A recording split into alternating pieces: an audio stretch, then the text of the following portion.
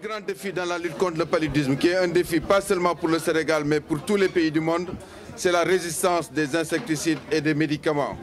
où nos chercheurs sont en train de faire beaucoup de démarches, beaucoup de recherches pour éviter également qu'il y ait cette résistance aux antipaludéens, mais surtout et nous avons quand même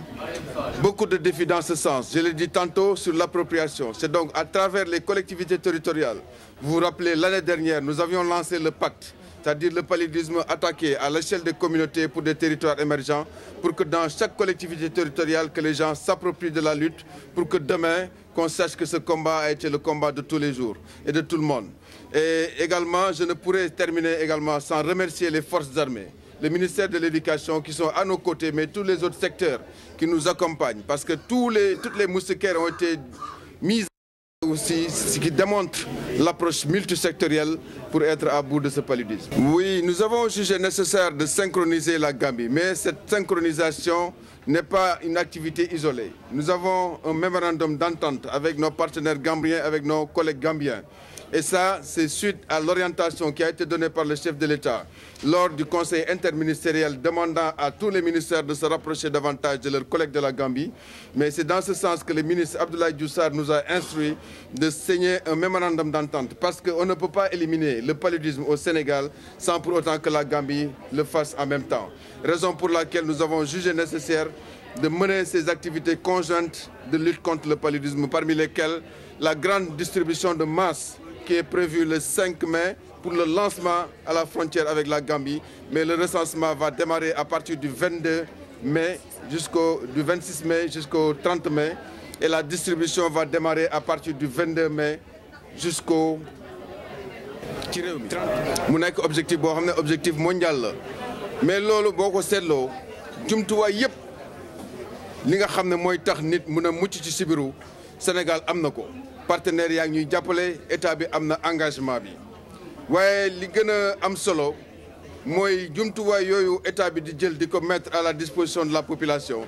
ñu saytul ko suñu bopp mooy képp ku ñu jox sànke tey niñ la ko waxee nga jëfandikoo ko nga mun ko jëfandikoo mooy at mi yëpp njaboot gi yëpp ak guddi gu nekk nga mun ko jëfandikoo bu ñu demee tey nga am yaram buy tàng nga teel a dem ci structure yi donc jumtuwaay yëpp am na léegi défi bi mooy fexe ba communauté bi jël mbir mi def ko mbiru boppam bi ci des mooy jumtuwaay yi ñuy utiliser surtout garab yi ak insectes yi ñuy pomper day am benn jamono boo xam ne dootul am effet bi mu am loolu nag ñu ngi koy séntu mais suñu scientifique yi nga xam ne ñoo ñuy gunge ci wàllu xeex bi ñu ngi def ay gëstu pour xool yan jumtuwaay lañ mën a def ba nga xam ne loolu bu amee it dinañ am yeneen solution. synchronisation bi ak Gambie ci wàllu xeex bi tamit toujours dañoo am sur un plan stratégique li ñuy wax des approches transfrontalières ñu tàmbale ak suñu mbokku Gambie yi maa ngi koy wax sànq président de la République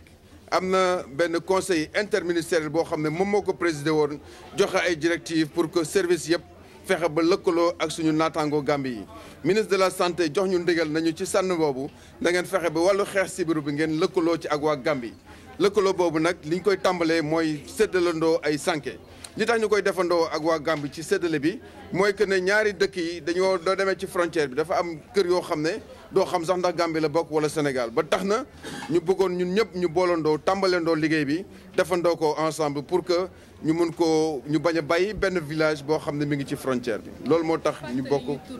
docteur Doudou Sène coordonnateur du programme national de lutte contre le paludisme.